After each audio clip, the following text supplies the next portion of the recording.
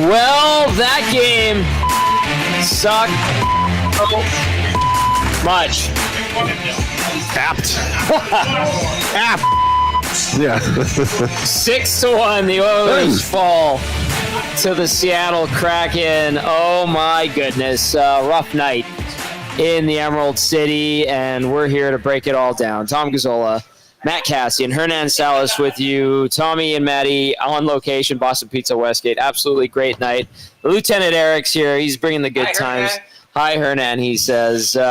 Get those texts in 780-218-9999 and get it to the Nasty Chat. The Nasty Chat, we were watching the Nasty Chat before. Like, it's humming already. 6-7 minutes before the game was even over, and we're like, uh-oh, this is going to be trouble. So shout out to everybody who came out to Boston Pizza Westgate.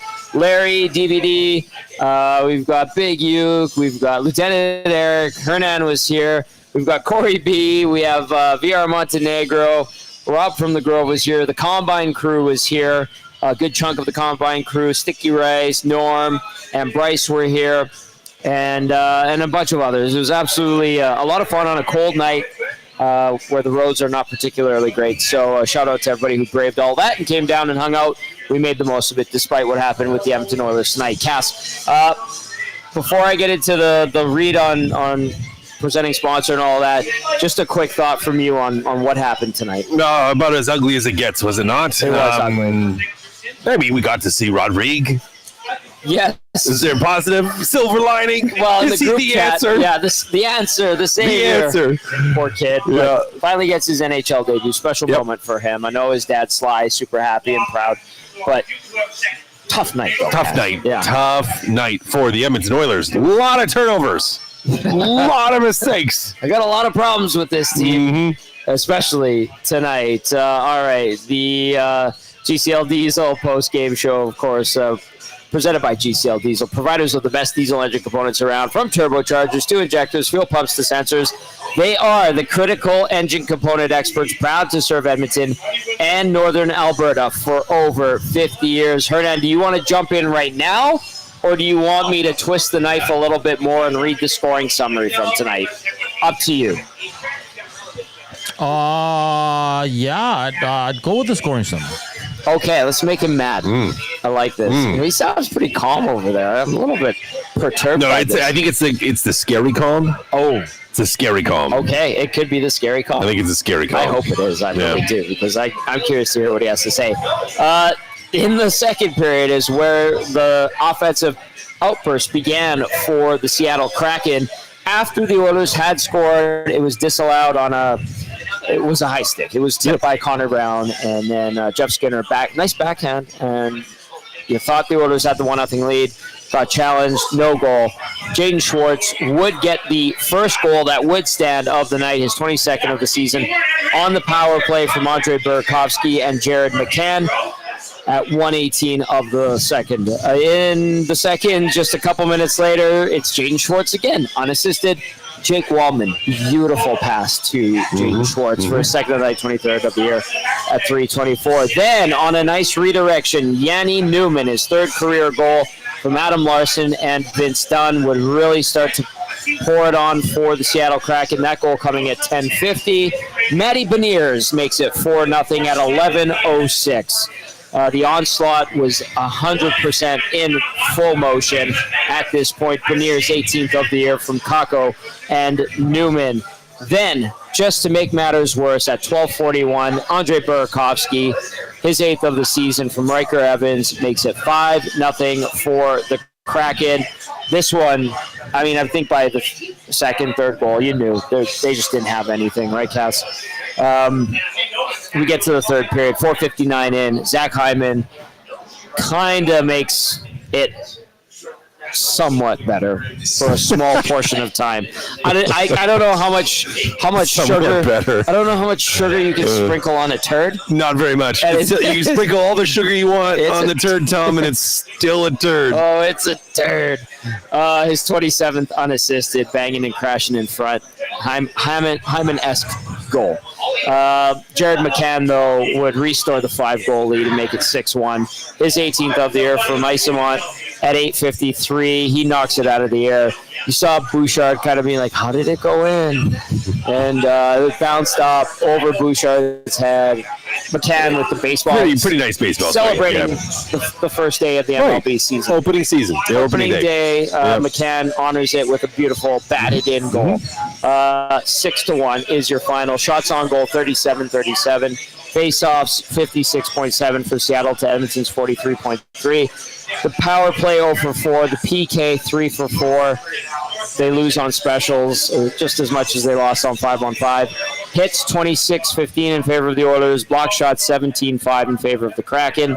22 giveaways officially for Seattle to Edmonton's 16, and then takeaways 5 for the Kraken, 2 for the Oilers. It is a 6-1 defeat at the hands of the Seattle Kraken. Seattle beats Edmonton for the first time since January 3rd, 2023. That was a 9-game stretch. The Oilers had won all those games. Hernan, do you want Cass to say anything before you wind it up, or do you want to just tee off here? Whatever you guys like. You know what? There's no, honestly, guys, there's no need to tee off, man. Why not?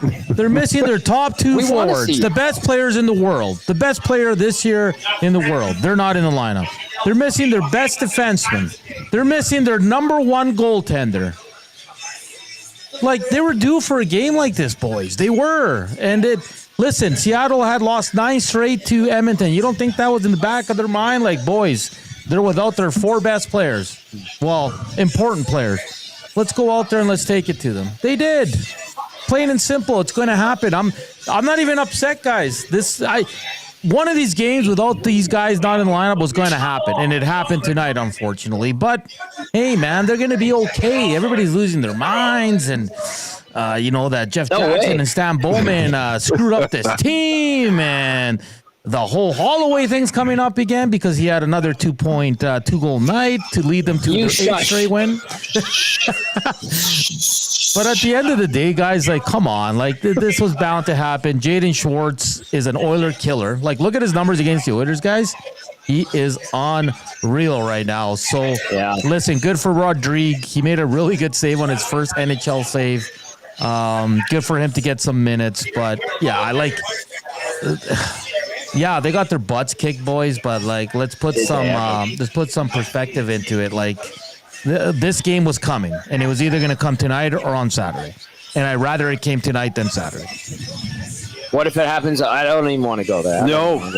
Let's just focus on tonight. Okay. 780-218-9999. Text us your thoughts. Of course, get into the nasty chat as well. I think Cass and Hernan, we should just let's dive in. Let's rip it off. Absolutely. Rip it right off. Yeah, let's get into the breakdown with our game analyst Matt Kassian. Brought to you by South Fort Chev. We're officially in Truck Month, which comes with deeper discounts, lower interest rates on Silverados and HD, 0% for up to 72 months on Silverado Custom and Custom Trail Boss. The Silverado is built in Canada. I love that. 90-day payment deferral or $10K cash back with the purchase of a new vehicle. Conditions do apply. See dealer for details. www.southfortchev.com. Drive a little, save a lot at South Fort Chev. Let's start with Ellen. Ellen's not happy. If it loads, I want to get to it. It's not loading. Or we can go into the nasty chat. Oh, boy. Whoa. Whoa, I don't think you want to go there, Tom. Stay away. I have the text line. Ellen says, why didn't Knoblauch call a timeout to settle the game down before it was hopelessly lost? Bad decision. All right, Cass. Let's... A lot of goals really close together. Yeah. I know we got to get into the turning point of the game at some point, but you look at that goal a minute 18 in, 3:24, then make it 2-0. Then you get a couple of goals clustered together, 3 goals clustered together. Yeah. Well, I know it was 4. You had the offside goal that was called back in there, too. Right. Good point. Another one, I know it was offside. Yes. But it 4. It was 4 goals in 2 minutes. That's a good point. That's a very good point. But as Ellen asked, why not settle the team down when it was really starting to fall apart? 3, 4, 5, 6, and then the 7th obviously got taken. Well, you probably would have had to call it after the 3rd one, wouldn't you? If you were going to say, okay, where, because you're down 4, it's already out, it's over, and there was a gap between goal 2 and 3 from a time standpoint where 7.5 minutes. 7.5 minutes, and so I think that probably would have been the thought. right? Like there had been some time in between. So you're either going to have to do it after the second one, or you're doing it after the third. But even then, you're still kind of like, I don't know if you're ready to jump on it at that point. And really, the game was over at 3. Yeah, and I'll ask both of you this. Do you think Knoblauch and the entire coaching staff saw how things were going, even after maybe the second goal, and were just like, we don't have it? And there are coaches who will tell you after the fact, days later perhaps, I knew we were going to lose that game. It didn't matter what tactic I used, what tool I had in the utility belt. It wasn't going to make a difference. Today, to me, felt a little bit like that. Do you think there was some recognition from the coaching staff, Kris Knoblauch, that's why maybe he didn't call the timeout? Or do you think it is just like... Well, I think after goal 4, he probably knew. With that being said, like, he did challenge the offside. Correct. To try to slow it down, or to maybe just, I don't know, help something. A little bit, do something. I mean, what was sprinkling sugar on a turd? Yeah. Still a turd. Yeah. But like, I guess, guys, like, everybody's like, is Hernan's happy? Well, like, I'm not happy. Well, I'm generally happy about life, but you're a happy guy. I'm just saying, guys, like, if they lost 6-1 with all the big dogs in the lineup, then I'd probably be a lot more spicy and a lot more concerned. But come on, man, with Leon and McDavid and Ekholm in this game, it's probably different. They might lose, but it's not 6-1. I can guarantee you that, because again, they got some early power plays that couldn't capitalize on those boys. It's just one of those things. Listen, Seattle was due. I'm not making excuses, but Seattle was due, and the Oilers were due for a bad effort without the 2 big guys. And like I said, it's better it happens tonight than on Saturday against the Calgary Flames. Because I guarantee you, the Oilers are going to be game like they were yesterday and the game before against Calgary. They're going to be right there with them, toe-to-toe, and it's probably going to be a 1-goal game. Plus, Rodriguez here. Yes. Have no fear. Number 1 goalie. Yeah. Rodriguez here. Have no fear. Have no fear. Love it. Very nice. Solves all the problems. Yes. Yeah, I know it's nice to see him make his NHL debut. Unfortunately, it's in a tough circumstance, but he's worked hard. He did play last night in Bakersfield, a 3-2 overtime loss at the hands of the Colorado Eagles. He had made 35 saves on 38 shots. Him and Colin Delia have been very busy. They're undermanned down in Bakersfield. They've been relying on their veterans. They're out a couple of guys. The wives are expecting babies. A couple of veteran guys that could help them big time. So the goalies have been worked hard, and Rodrigue makes the trek up to Seattle today and gets it to his first game. So for a small little positive, good for him. Yep. Small little positive, good for Olivier Rodrigue. Yeah. Tommy, can I bring this up real quick? Defensively, Darnell Nurse, Brett Kulak, Jake Wallman, all over 20 minutes. Bouchard was only at 17, just over 17. He was 4th. Stetcher was only at 7, guys. And this is a guy who's been a regular ahead of Emerson and Klimberg. Does that surprise you a bit, the Bouchard time and Stetcher time?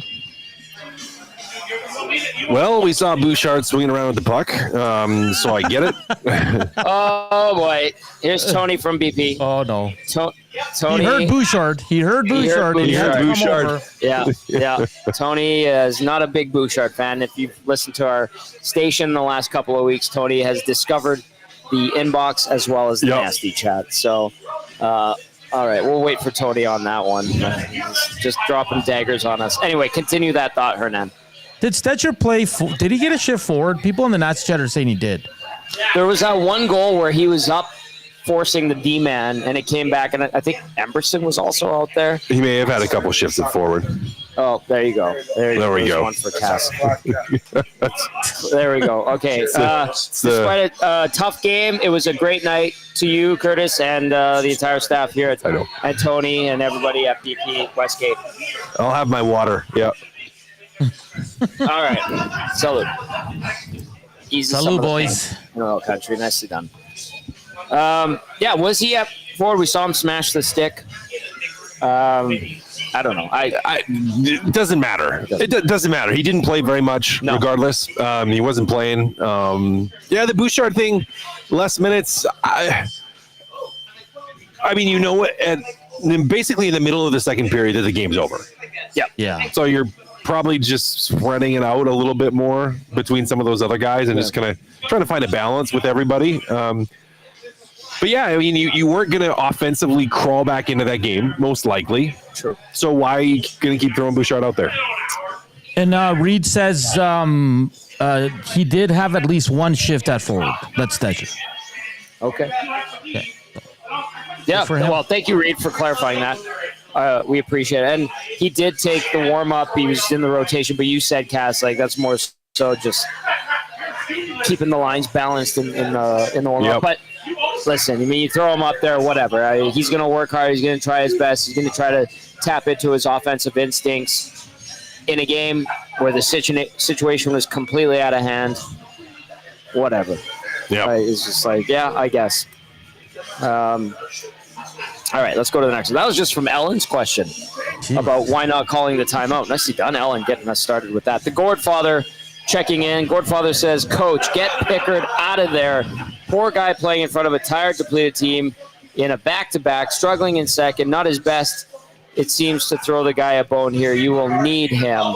Yeah, so that was earlier in the night. I'll reload the inbox. We've had some trouble with the inbox today. I heard Jay Milne talking about it. We'll load that back up. I'm looking at the nasty chat. Jimmy Onishi saying, forget about hindsight being 2020. Whoever thought an injury-prone Arvidsson was a good idea ever, especially over Holloway. Back to the Holloway thing. Here's one that I see from Gordon. Tortorella would throw the podium at the media after a loss like that if one of them made eye contact. You knew stuff like this was going to come up after a scenario where the Oilers get pumped the way they did. Yep. Dustin Nielsen in the nasty chat says, do you guys think some unsigned guys from Europe can make this team better next year? So that's because Stauffer brought it up in the intermission. Tommy, you can probably add to this as well. I don't want to put you on the spot either. The kid from Germany, they're going to sign. They'll make it official at a later date. So whoever, I think it was Staples might have had that. I can't remember. Good scoop. Yep. Yeah. So again, I know we're kind of veering, and I like how Dusty brought that up. You know, sprinkling some sugar on a turd again. I'll use that. But I said last night when we started talking about it amongst ourselves, I said, I love when this organization goes out and signs obscure European guys thinking that they're going to be the savior or they're going to make an impact. 9 times out of 10, it doesn't work out. Yeah. I hope I'm wrong, or I hope that this is the 1 time out of 10 it does. But, so the kid from Germany, it sounds like they're going to sign him. Yep. So there you go. But there you go. To expect It's something. Did he grow up playing with Draisaitl, Tommy? Oh, he's going to be his 23 years old. He's way younger. He's going to be his winger.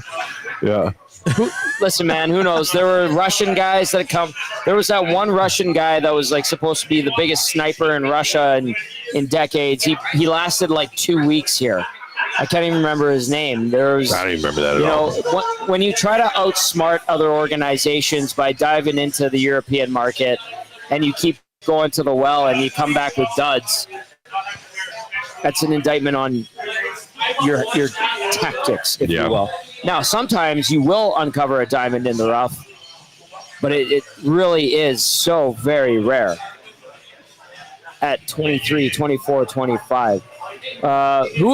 Who is the guy, the Swede that we were talking about, Hernan, the kid with wheels that came over? Joakim Nygard. Joakim Nygard, guys like that. Gaetan Haas. Lennart Petrell, Iro Pakarinen. It just doesn't really work. He runs Slepyshev? Tony Slep. Well, they drafted Tony Slep, and he played a little bit. All right, let's get into more text here. 780-218-9999. We continue with the breakdown. Tom and Cass at BP Westgate. Hernan back at EST Global HQ. Yeah, it's been wonky with this inbox. Nanso, do you have one hot and ready to go? Yeah, mine's so our buddy Shaggy in St. Albert is extremely negative tonight. It's just loading. Yeah, the inbox, I think for everybody, Tom, has been pretty wonky tonight. So just let me refresh quickly. And then, because it was working like a minute ago, so just give me All right. Just give me 2 shakes of. We'll go to the nasty. We'll go to chat. the nasty chat. We'll go to the nasty chat. Yeah. What are you seeing?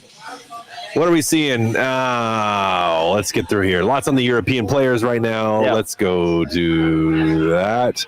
Gordon McDowell in the nasty chat. This was the same lack of attention to defensive assignments.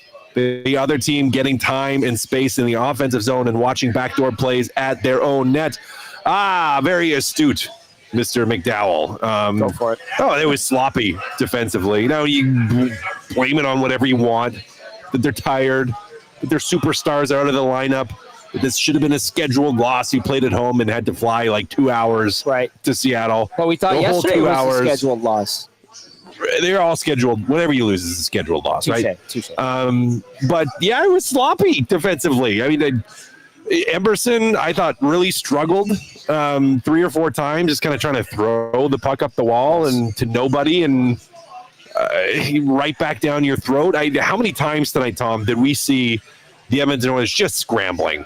Where it was just like full puck possession, just zipping it everywhere by the Seattle Kraken. And Edmonton couldn't stop the cycle, couldn't get any kind of stick in any kind of lane to disrupt any kind of anything. And they were just chasing the whole time. It looked like a systems practice where the team on defense was just six turnover. Yeah, you turn your stick over so you don't have your blade on the ice.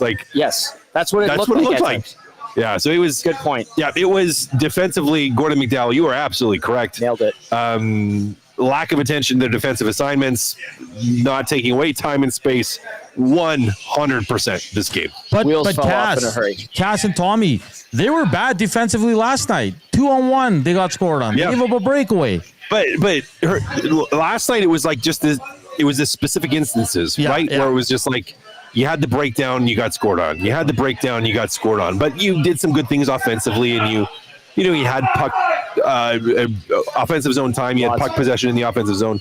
But tonight it was like you didn't have that. Yeah. They were breaking the puck out last night decently. Yeah. They were getting out of their zone for the most part decently well. Tonight, not so much. I think, Cass, at one point you just chuckled because you're like, oh, that whole shift, they couldn't even bust up a cycle. Couldn't do it. And it was, I think, early third period, and you're just like, they don't have it. It's done. Deflated. Yep. All right, let's go to Hersey here. Hersey, your brother was in this game and had a good one. Hersey says, the only stock I put into tonight's game is when things were getting ugly and the Oilers were getting piss-pounded, there was zero response. Nothing, all caps. I get back-to-backs, but they were getting embarrassed, and all you saw was the 1,000-mile stare on the bench. They had no answer. No. Yeah. No, and this is where you want Frederic to be healthy, right? You want to have a little bit more oomph. Guys that can drag everybody into it when they're not feeling it, and they don't. Corey Perry's not going to do it every night. He can't. He might try, but he can't. And even then, I think even with a guy like that, they played poorly enough tonight that I don't think that makes a difference. I don't think it makes a difference. They were not very good. All right, let's move on to the Liquid Beaver. Says, hey, boys, I just want to put this into perspective. During the first intermission, Gene said they didn't get to the hotel around 4 a.m. Seattle time. I'm not one to make excuses for them, but that's awfully tough on the body, mentally and physically. Been a shift worker for 37 years. No matter how long you do it, it never gets easier. And they made a point of showing it in the intermission, and I was talking with a few buds, and Cass, you've traveled with teams. Every team does it. Yep. Every team goes through it. That's not an excuse. It does suck. I've traveled with the team. I didn't have to play, but it does suck. Yeah. And the Liquid Beaver, valid point. I don't know. He makes a good point, but you get to sleep in, you get the benefit of having a nice breakfast with a meeting, get your energy up. You can go to the rink. The ice is there for them. What do you think, Cass? Yeah, again, it's a factor. Yeah. But it's not the factor. That, being in later and having your routine different the next day, maybe you have less energy, sure. Yeah. Yeah. Maybe. But is that an excuse for horrible defensive zone play and turning the puck over and flipping it out and just like to me it's just leaning on. It's an excuse. Is it? Can we understand that has an impact? Of course, it has an impact. Sure. But as you guys already said, every team goes through it.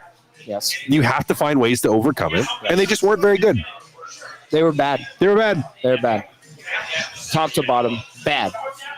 Coach White says it was not a great night. Silver lining, Kings and Flames lost. Coach White, yeah, that's a good point. West End Rob chiming in says, boys, even if they had McDavid and Draisaitl, this was set up as a scheduled loss. No way Brown hit that puck with the high stick, although why swing at it? Win Saturday and at least third in the division is a lock. West End Rob, he did hit it. You can see the rotation. I thought you saw the rotation change. Yeah. Very much shades of Gabe Velarde a couple of years ago in that one game where Gabe Velarde 100% hit that puck. You saw the change of the spin of the puck. But even if they got that goal, guys, how much would that have changed the outcome tonight? Do you think? You get the first goal? Maybe a little bit. It's hard to say. It may have. Because maybe that gives you some juice. Maybe it gives you some life. You got maybe the doubt creeping in with Seattle a little bit and the losses that they had to Edmonton before. But that's just a maybe. Ryan from Saskatchewan says, come on, Hernan. I tuned in to see you let it rip. Yeah, but it's tough tonight, man. It is. Now, Saturday could be a different story. We'll wait and see. But it's just, guys, I'm being honest. I just felt this game was coming sooner rather than later. And, yeah, they weren't good. Don't get me wrong. There's not a lot to be pleased about. Goaltending wasn't good enough. Special teams wasn't good enough. Defensive play wasn't good enough.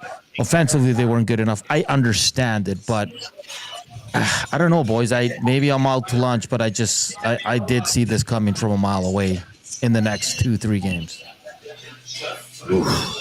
Did you see one like this coming? I thought it would have been yesterday. I thought it would have been yesterday.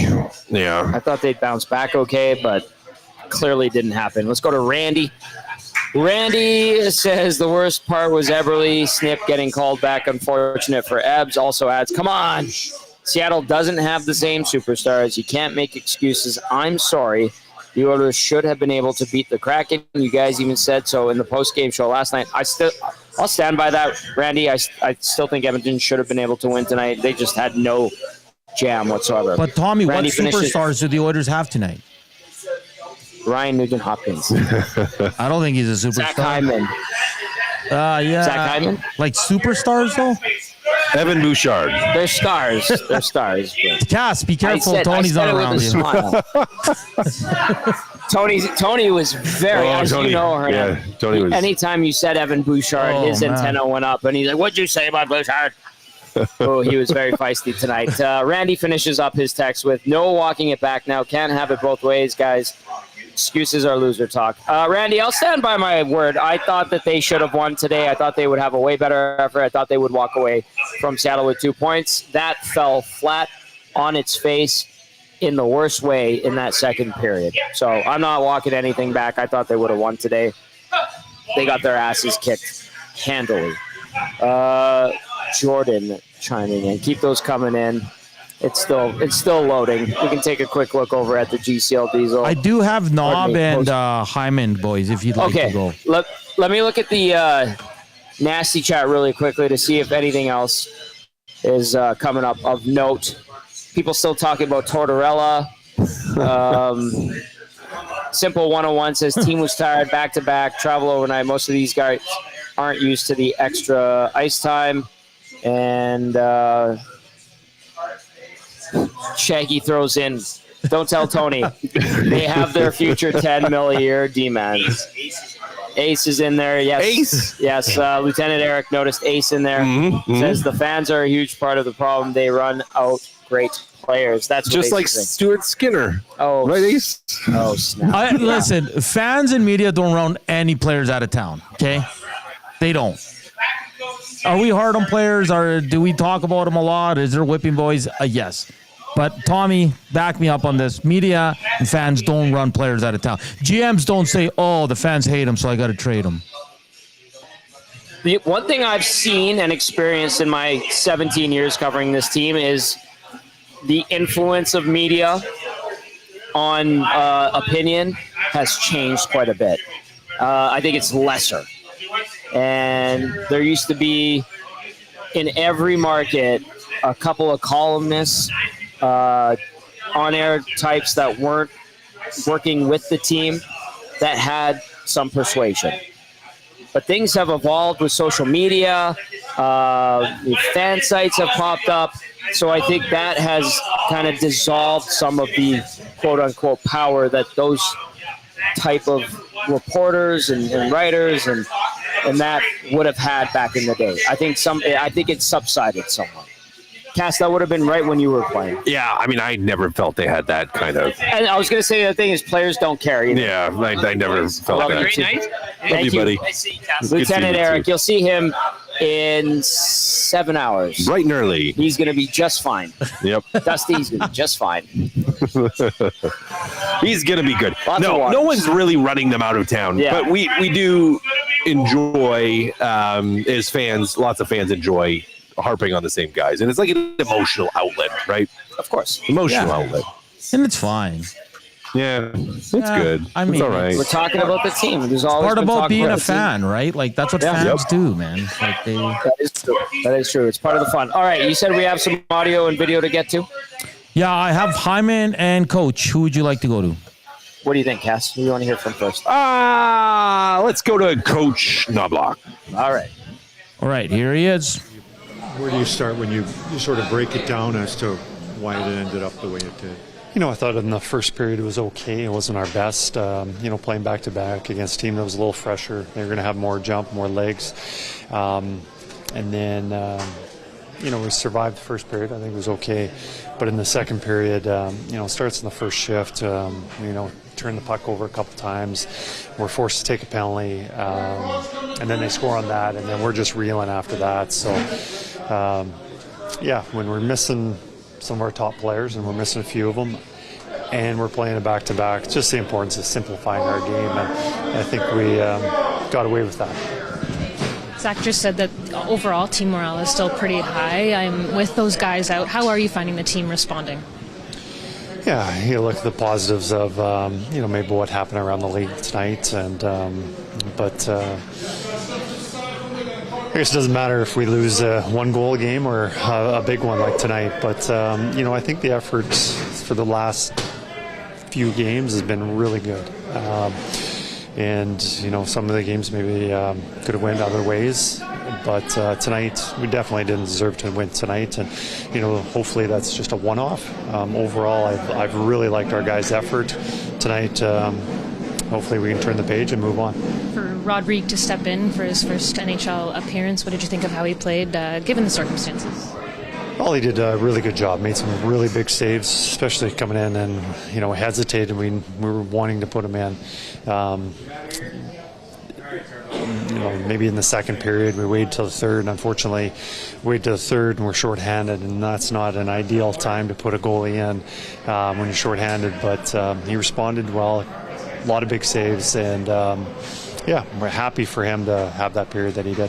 Injuries aren't an excuse, but they are a factor. When you look at the last 10 days, I mean, you've lost a lot of your players, and how difficult is it, especially this time of year, to try and make up for some of those losses with wins? Yeah, no, there's you're never going to replace the players that we've lost tonight, but I think wasn't a very good effort that we had tonight, but hopefully it's just a one-off. Like I said, I liked how we've played a lot with the lineup that we've had. The effort's been good, and tonight, just playing the back-to-back, playing a team that was much fresher, had a lot more speed than we did. They controlled most of the play. What did you think of Rodrigue? I mean, there's a kid that's been in the system a long time. You never know sometimes if you're even going to get a chance. He does, and I mean, other than a bit of a strange goal, he seemed to play very well. What did you think? He did. He made a lot of big saves. He looked engaged. The rebound control was good. And his agility makes some really big saves. So it was nice to see him, it would have been nice to see him have an easy period, but he was tested with some big ones. It was nice to see that he can do it. All right, that was head coach Kris Knoblauch. if you anticipated fireworks from him, you're not going to get him. Yeah. Sadly mistaken. That's not the type of guy he is. Okay, giving some flowers and kudos to Olivier Rodrigue making his NHL debut. Probably the only bright spot tonight, to be honest with you. Outside of that, Cass, I don't think he said anything that was anything earth-shattering. It's more so just, didn't think it would go that way. They've been playing hopefully good. It's a one-off. Hopefully they have been playing pretty well. Is there anything that he could have said that might have appeased anybody?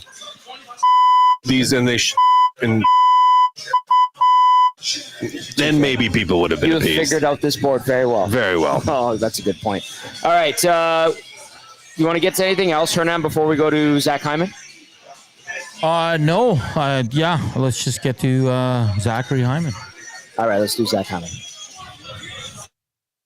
Were able to contain them. What did you feel happened in the second? What kind of fell apart there? We just stopped working, made too many mistakes, and they capitalized on a bunch of them. So our game, the foundation is work, and if we're not working, especially the guys out in the lineup, we don't really have a chance. So I thought we just let our game slip a little bit there, and then they took advantage.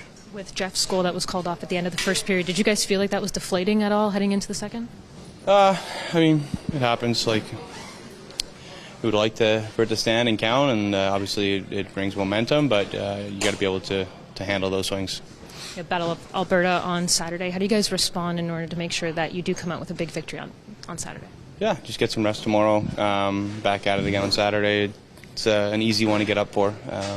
We haven't played those guys in a while, and they're in the hunt for a spot, so it'll be a good game. Maybe just give us a quick peek behind the curtain. Obviously, you mentioned with both Connor and Leon out, Mattias wasn't in the lineup tonight. What's kind of the morale of the team right now?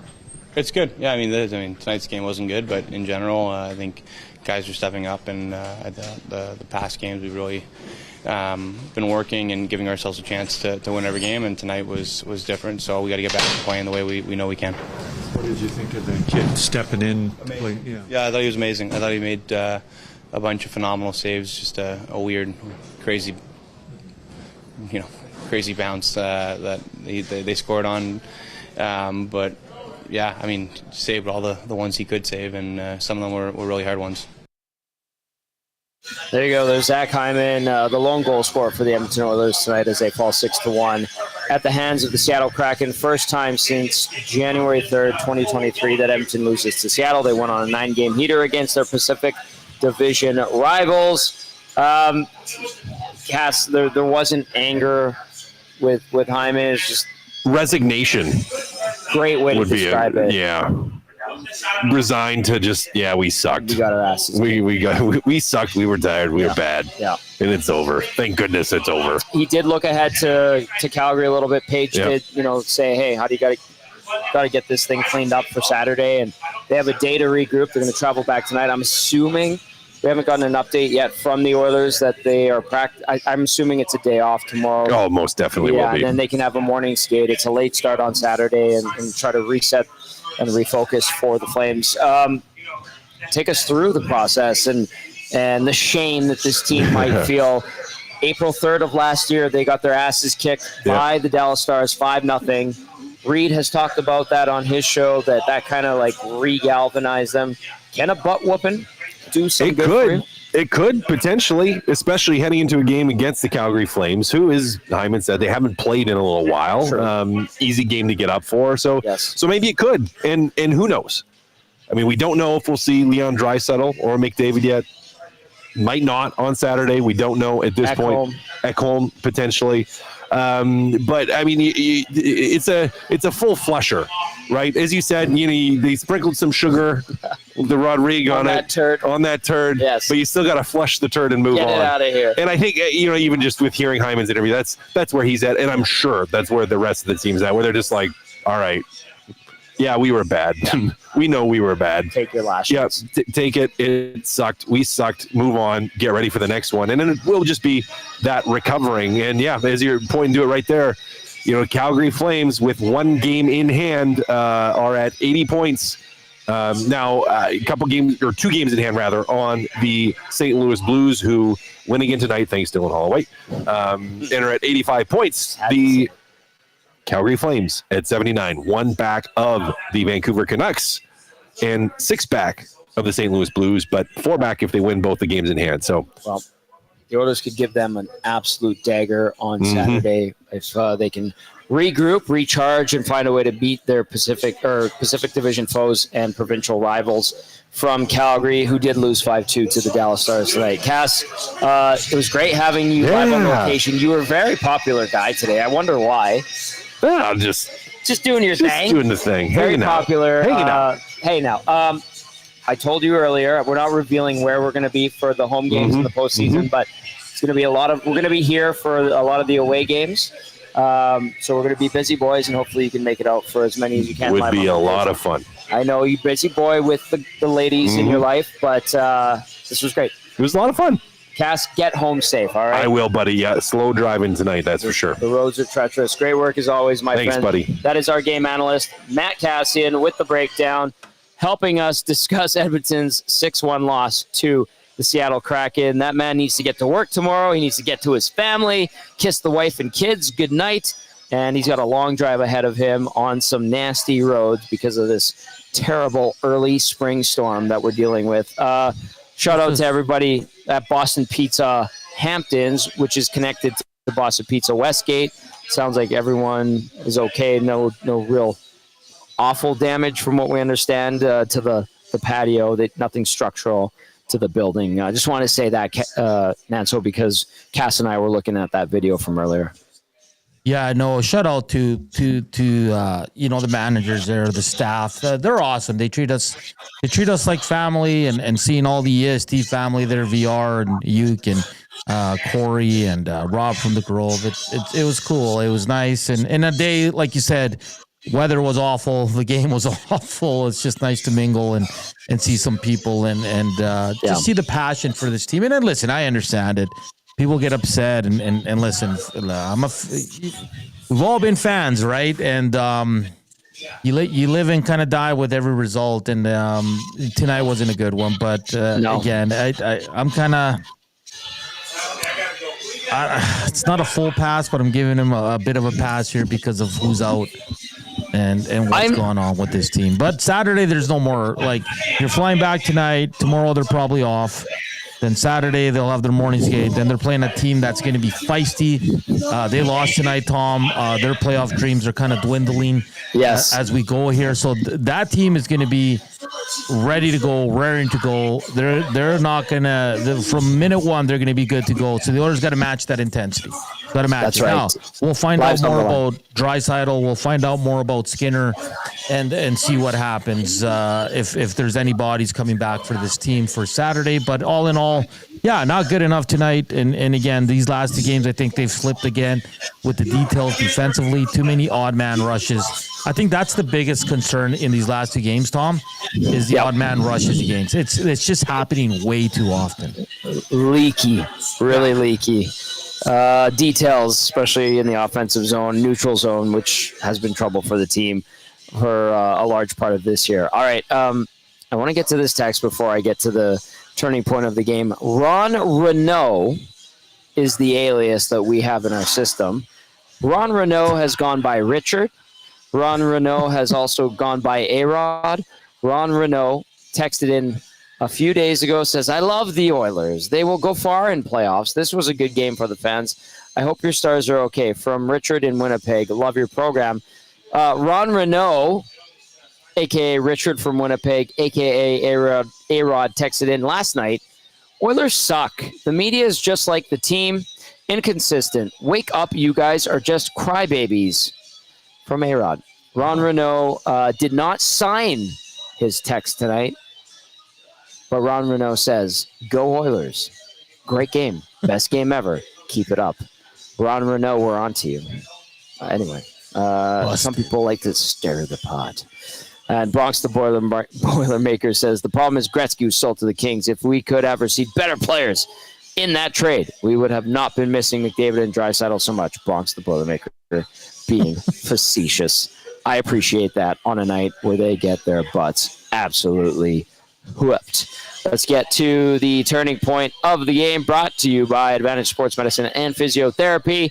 At Advantage Sports Medicine and Physio, we treat you like the pros. Our multidisciplinary team includes sports medicine physicians, along with highly skilled physiotherapists, strength and conditioning coaches, and massage therapists. If you have a nagging pain you'd like to see go away, like the Oilers in the D zone, offensive zone, neutral zone, all zones tonight, book your consultation today at www.advantagesportsmed.ca. I'm going to go to the second sequence in the middle frame where things really came unglued, and that is between the 10:50 mark and the 12:41 mark of the second period. You had the Yanni Newman tip-in goal.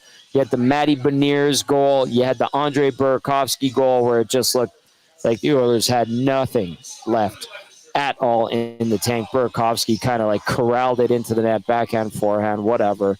It's a goal. And then, like Cass said, there was the disallowed goal on the offside at one point as well. But that sequence there from 10:50 to 12:41 is your Advantage Sports Medicine and Physiotherapy turning point of the game, because it went from a desolate situation, maybe dire, to absolutely disaster in that less than, 2 minute span?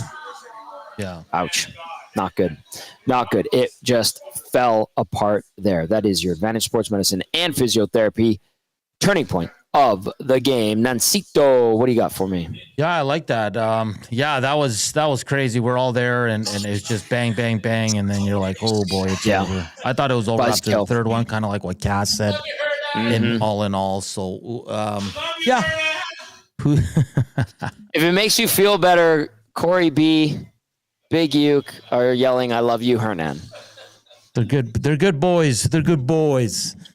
Very loyal listeners, and you got to appreciate that, especially on a night like this, Tom, that you drive all the way to Westgate, and because the roads are extremely poor, they're really bad. So for anyone driving right now, please drive safe.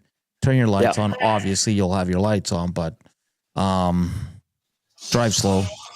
Take your time. Let's get it. Let's get everyone home safe. Tommy, looking ahead to Saturday real quick here. Yes. Yep. I mean, still a lot up in the air, right? It's kind of hard to diagnose, right? So it's kind of hard to see if Skinner's going to be good to go, if Draisaitl's good to go, all that fun stuff, right? So it's kind of hard to dissect that game, because I think if they go in with the lineup that they had tonight, they might be in a bit of trouble. Now, I guess the part we have to mention is Ekholm was out due to a maintenance day, which is an older guy. Obviously, he's fighting it. He's coming off a bad game last night. But the Oilers, they need some bodies back here, and I think Calgary's going to be a great test, man. All right, we have about 12 minutes left. We do have to get to the player of the game, but we also have the good fortune of having NHL.com's Derek Van Diest with us, DVD. How's it going? Great. I mean, Hernan didn't even get angry, which is bizarre. Cass kind of put things into perspective. We have people being facetiously happy about tonight. That was a thorough butt whooping. Just your thoughts on what we witnessed tonight down in Seattle. Yeah, listen, you know what? I thought the Oilers played their butts off yesterday. I really did. I thought they worked hard. This is a team that you're missing your two-star players yesterday, and I thought they outplayed Dallas. They should have won that game, or should have been closer. They outplayed them in the first, outplayed them in the second, 40-some shots. I think it was a 45 shots. 24, yeah. So then you got to get on a plane, you fly, you show up at 1 in the morning. Like, that's where back-to-backs are tough. And I thought they had a really good first period. They were lucky not to be up at least a couple of goals. Obviously, they got the one goal disallowed. They had a couple other chances, and then it all fell apart in a second. It was one of those things that just bad mental mistakes, guys wide open in the slot, and sometimes when you're tired and it affects your mind, and I think that's what happened. And once it got out of hand, It was one of those things. I thought they ran out of gas in the second period, to be honest, because I did think they played 4 pretty hard periods leading up to that, and they just didn't have enough in the 5th period and the 6th period to keep it going. I thought today in the first, even that needle was on the cusp of empty. I didn't think they had much jam, even in the first period. And you're right, there was nothing. Chances, right? They did have some chances, but by the time they got to the second. No, there's nothing left. You tank could was tell that the tank was empty. Yeah. And I do think it's because they did play so hard last night. I think last night they wanted to prove that they could play without McDavid and Draisaitl. They would get a result. And they played hard. And yeah, I thought, yeah, you're right. After Benito was almost an E after that, and they, hung Pickard out to dry. So, That's like that episode of Seinfeld where Kramer's test driving the car. yeah, they drive it as Where's far the as you needle can. now, Mr. Kramer? Oh, it broke off miles ago. Yeah. You're That was just driving it as far as you can. We've all done that. We've all had the needle on E, and we were like, okay, I wonder how far I can go with this. Hopefully, I can get to the next gas station. And it starts clunking. Yeah, exactly. Oh, it clunked tonight in Seattle. It for was the a Oilers. clunker. Shaggy in St. Albert texting and says the Oilers without McDry play hockey as well as those people driving on the white mud. Did they shut down the white mud? Yes, they did. I heard they shut down the white. White Mud on the West End. They shut it. There was a big accident on the White Mud. So stay off the roads. They're terrible tonight. But that's false by Shaggy, though, because this team's looked. No, they've given up some looks and some odd man rushes. Yes, 100%. But I don't think we can sit here and say without the two big guys, the Oilers have been a train wreck, because they haven't outside of tonight. They haven't. No, I thought they played really well last night, and they won the game before. And honestly, if they get a couple goals in that first period, I think things change a little bit. Janmark missed a wide open net. He hits a post like he couldn't put it in the ocean right now. Yeah. Right, and you get just a touch of deflection on a high stick. I don't know what Connor Brown was thinking because nothing's good going to come of you trying to play the puck in the air like that. If that puck doesn't hit his high stick, if it comes down, the Oilers score, then they're in good shape. They're feeling good about each other. Then you can kind of build off that. Mm-hmm. But you go into 0-0, you have nothing left in the tank, and then you give up, bang, bang, bang, bang, it's over. Like you give up 3 goals like that, it's over. And yeah, they were running on empty, but I thought they played really hard last night, and I thought they were pretty good in the first period. And you take away that horrible second period, they weren't terrible in the third either. Like they did kind of hang. You're being very nice right now. They hung out the young kid out to dry. He actually played pretty well. I appreciate your positivity, DV. Yeah, I'm trying to be positive here, but it was a 1-1 in the third, as I recall. But it was. I think this team. You know what I was saying over there is like this team, without McDavid and Draisaitl, are like the Calgary Flames. They have a lot of guys that try hard, but don't have finish. Like Calgary can't score. And the only difference is Calgary's got a really hot goalie. Mind you, he didn't play particularly well tonight. But I think that was one of the things. I think that's the difference. It's going to be interesting to see Saturday. It's going to be who works the hardest is going to get the win. But, it's just that's what that talent does for you. Talent will be able to get you the couple of goals when you're playing well. They'll be able to get you that lead, and you can kind of ride that lead. And, right now they're missing the 2 best players in the world. And their best defenseman and their starting goalie. So it's it's one of those things. If you're gonna get injuries, hopefully you get them now, and then you get everyone back by the playoffs. Get them out of the way now. So better now than what happens on Saturday. Better now than mid-April, right, boys? So better now than a week from now, to be honest. Right? Like going into the playoffs. Yeah. Better now. So any solace to Oiler fans might be the fact that Colorado defeated LA 4-0. LA has been absolutely ripping it up lately, and the Avs kind of put a halt to that tonight. And then. Calgary, like I mentioned, falls 5-2 to the Dallas Stars. San Jose beats Toronto in a shootout. Toronto came back in that game to tie it. Well, that's nice. Yeah. Did you see how many goals Dylan Holloway got today? Oh, don't go. Come on, DVD. Don't go there. Don't go there, man. You, DVD. I'm just asking if you guys saw. Oh, man. Oh, that's going to go. Us. That's going to go down as one of the biggest blunders of all time. It was a terrible mismanagement. Yeah. I remember in the summer while that was going on, it was leading into the last day. I was speaking to someone very high up in the organization who said, "What do you think we're going to do, Tom?" Very playfully. And I was like, "You're going to let Broberg walk. You're going to sign Holloway." Yeah, that's what we all thought. And then he said to me, "We'll see," with a smile. And I'm like, "Oh, I got it, didn't I? We'll see." Sure enough. Both guys allowed to leave. That's what everybody thought. That was the move. That was the play. I would have. That was the play. Doesn't matter. Oh, how do you let that guy go? 30 goals he's going to get this year. And he busts his ass for it. He's a good hockey player. 30 goals he's going to score. Yeah. Tonight. I'm still getting messages from St. Louis going, what the hell's wrong with why would you let these guys walk? What do you mean? The management team that goes and trades for injured and signs injured guys? I'm kidding. You know, I'm serious. I'm 100% serious. Well, hopefully Frederick's not as bad as it was. I did speak.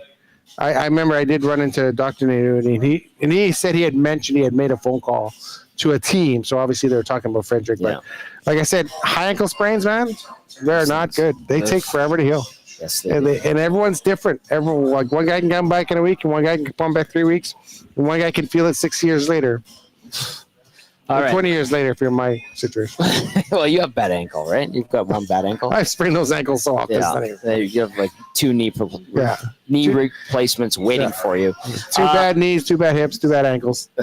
Busy boy, you are on the soccer pitch. All right, let's go to Damon Bunting, real estate player of the game. Damon Bunting, it's his birthday, and the Oilers fed him a crap sandwich with that performance. But he has been a consistent top-producing realtor in the greater Edmonton area for over 17 years.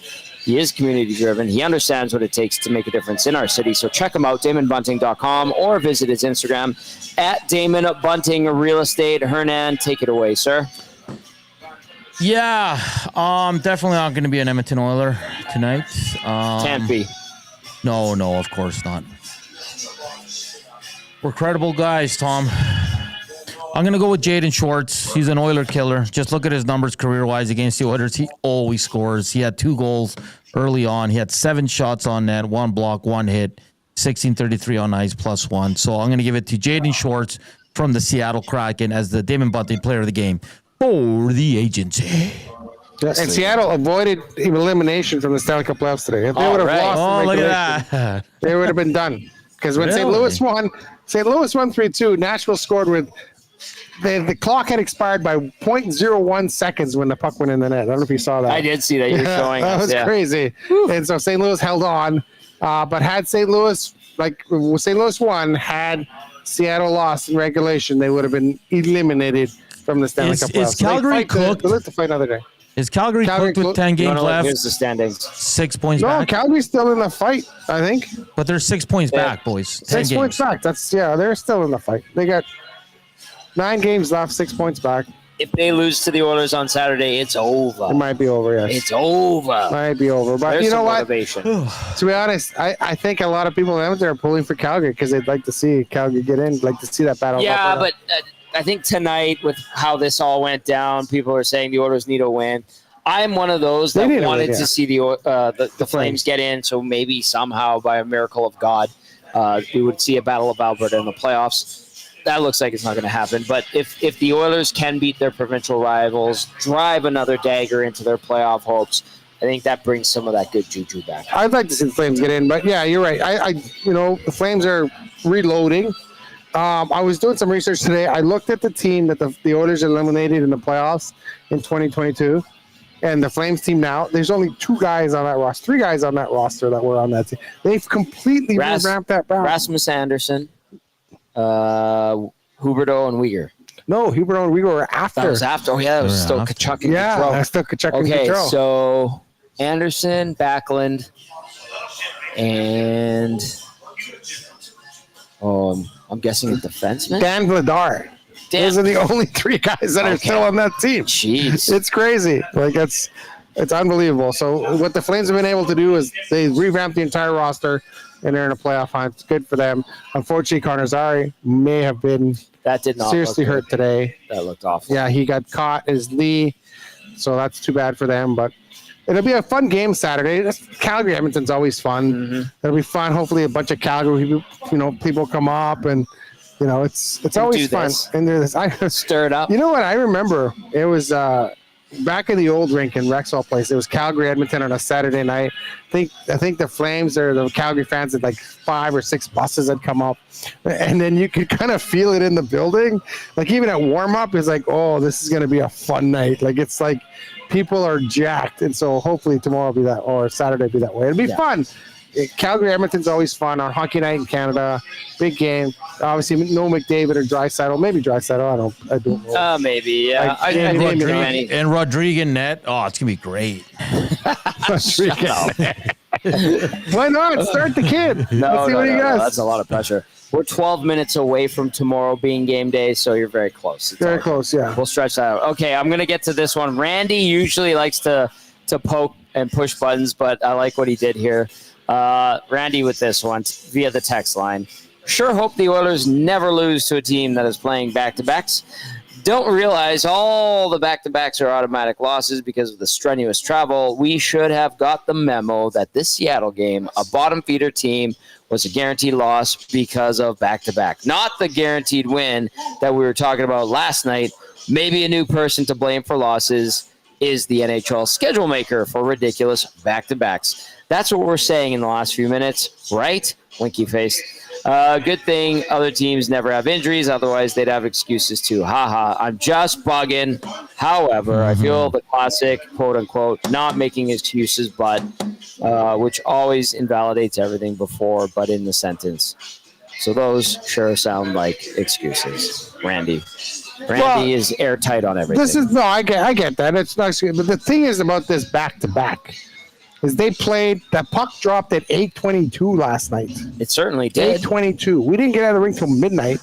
The Oilers didn't get out of the rink till like 12:45. Got on a plane, flew to Seattle, lost an hour in the time zone. No, they gained an hour. Sorry, gained an hour in time zone, but they're still in Mountain Time Zone. True. Right? Your body's still a Mountain Time Zone. It's a day per time zone rule of thumb. If you're going to bed at 1:45, it's actually 2:45 in the morning for your body.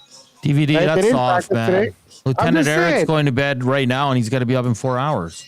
Are you kidding me? He's not going to bed. Can he do that back to back? Hey, do that back to back. Don't test him. Is that a challenge? That's a challenge. He's listening on his way home. Do right it back now. to back. See how he feels. Lieutenant Eric's already walked to the north side. I'm just kidding. He's snuggled up in bed. I'm not making excuses, but I'm just saying it is tough. It's not difficult. Yeah. We've been on those back-to-back road trips, Yes, we and have been. we've been on that plane, and we sleep till 3 in the afternoon afterwards. And then we still feel like sometimes go out till 5 in the morning. True. In Chicago. And and bars open till Nashville, 4 a.m. in Vegas, Chicago. by the and way. New York. So Maybe Dallas. I don't know. All right. Final thoughts from you, Hernan. Yeah, let's go to Saturday. It's going to be fun. I think we'll learn. We're not going to learn anything tomorrow about injuries and all that. We'll wait till Saturday after the morning skate. Tough one tonight, 100%. But I have a good feeling the Oilers are going to bounce back Saturday. We'll wait on a few lineup notes and all that. But all in all, honestly, Tom, outside of the game, a fun night down at BP's like it always is. Thank you to everybody there and all the nasties and DVD for joining us as well, boys. No update from Oilers PR on schedule for tomorrow. Have you heard anything? I haven't seen anything yet. No. All right. Final thoughts from you, DVD. No, like I said, like it's adversity.